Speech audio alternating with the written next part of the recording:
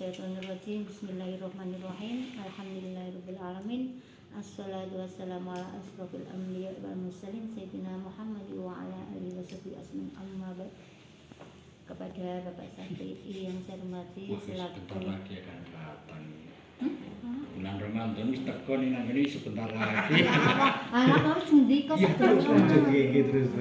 Kira-kira irung poso mangke sarapan bareng. Etok-etoke dengkleng. Bapak Santri selaku penyelenggara agama fungsional kepada Ketua FKPAI Ketua Kandangan Bapak Al Imran kang kula hormati, kepada rekan-rekan saya yang saya hormati. Pertama-tama mari kita selalu bersyukur kepada Allah Subhanahu wa taala yang telah memberikan beberapa kenikmatan dan kesehatan sehingga di pagi hari ini kita dapat bertemu dalam acara rapor PAH Kecamatan Kandangan dengan tiada halangan suatu apapun. Maka dari itu marilah kesyukuran kita ikrarkan dengan bacaan alhamdulillah. Alhamdulillah.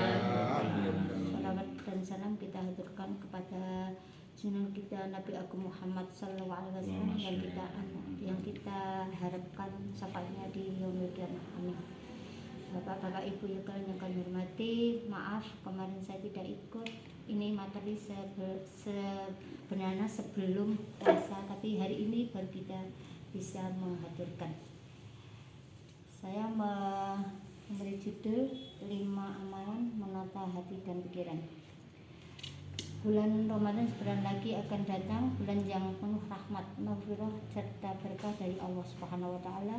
Banyak cara umat Islam menyambut bulan yang penuh meriah ini dengan merasa bahagia dan senang, dan dengan niat di dalam hati ingin menjadi hamba yang takwa kepada Allah Subhanahu wa taala.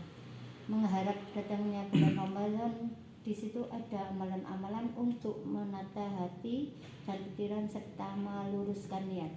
Terutama dianjurkan kepada kita tentang 5 amalan dengan cara 1. Dengan banyak membaca Al-Quran, mengamalkan dan memahami isi Al-Quran. Fungsi Al-Quran antara lain menyembuhkan penyakit jiwa. Di sini ada 2 penawar. 1 obat fisik dinamakan dawa, penyakit yang bisa disembuhkan oleh medis. Yang kedua obat jiwa dinamakan syifa, penyakit non fisik, penyakit hati. Allah berfirman dalam Al-Quran Al-Isra ayat 83, Bismillahirrahmanirrahim, wa nunazzilu minal qur'ani ma huwa shifaa'un wa rahmatul lil mu'minina wa la yazidu dzalimina illa khasara. Artinya, dan kami turunkan dari Al-Quran suatu yang menjadi penawar dan rahmat bagi orang-orang yang beriman, dan Al-Quran itu tidaklah menambah kepada orang-orang yang zalim selain kerugian. Membaca Al-Quran di samping menjadi penenang hati sebagai obat, juga sebagai rahmat yang bisa memudahkan semua aktivitas kita. Pada masa-masa keemasan Islam, banyak para ilmuwan yang akan belajar tentang ilmu matematika, ilmu fisika, dan lain. Mereka belajar dulu atau menghafal Al-Quran. Contoh Ibnu Sina, pakar kedokteran, usia 7 tahun sudah hafal Al-Quran, umur 17 tahun sudah menjadi dokter spesialis. 3 hal yang sifatnya unik ini sebagai ibadah. 1. Ibadah yang dilakukan tidak merasa bosan, tapi untuk kantuk seperti membaca Al-Quran. Sekarang kita kalau membaca Al-Quran 1 jam saja tidak bisa berterus-terus karena cok ngantuk. Kula nek napa maca Quran sedih lulus ngantuk, ini nek maca HP apa lainnya itu tidak bisa ngantuk.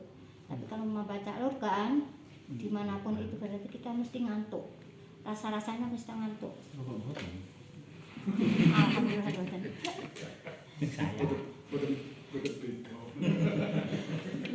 Yang B, amalan yang dilakukan bersamaan ingat sesuatu yang lupa, sekaligus lupa sesuatu yang diingat, seperti ketika takbiratul ihram dalam salat. Pas kita takbiratul ihram Allahu Akbar, yang tadinya kita lupa menjadi ingat, seperti kita nyelehake kunci di mana, digorek di mana-mana nggak ada, tapi pas takbiratul ihram kita oh iya di sana, berarti itu pas sesuatu yang lupa menjadi ingat. Alhamdulillah. Jadi tidak khusyuk sholatnya. Yang ketiga, amalan ibadah melekatkan yang renggang sekaligus merenggangkan yang lekat, seperti nikah. Ya, kita punya anak kalau sudah menikah itu kan dekat tadinya, kalau sudah menikah kita menjadi jauh karena anak diambil orang dan nanti rumahnya di luar kota. Seperti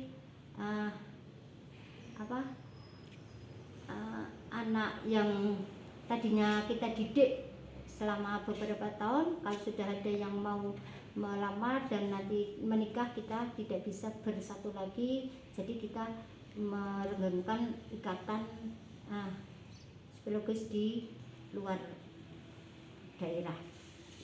Nomor 2, memperbanyak sholat malam seperti sholat tahajud sebagaimana tertuang dalam Al-Quran surat Al-Muzammil. A'udzubillahi minasyaitonirrajim. Bismillahirrahmanirrahim. Inna nasyi'atal laili hiya asyaddu wat'aw wa aqwamu qilan. Artinya sesungguhnya bangun di waktu malam adalah lebih tepat untuk berkhusyuk dan bacaan di waktu itu lebih berkesan. Nomor 3, banyak melakukan puasa. Fungsi puasa bisa membuat seorang menjadi sehat dan membersihkan penyakit hati, sebagaimana sabda Nabi, Sumu tashihu, berpuasalah kamu maka kamu akan sehat. 4, memperbanyak istighfar, bertakarub kepada Allah terutama di penghujung malam menjelang fajar. Allah berfirman dalam Quran surat Az-Zariyat, wa bil asharihum yastaghfirun, artinya dan selalu memohonkan ampunan di waktu pagi sebelum fajar.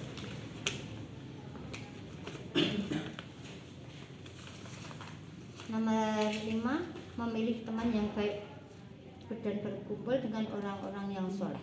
Kita diperintahkan untuk mencari dan berkumpul kepada orang yang baik, soleh, karena pengaruh pergaulan bisa membentuk watak sikap seseorang.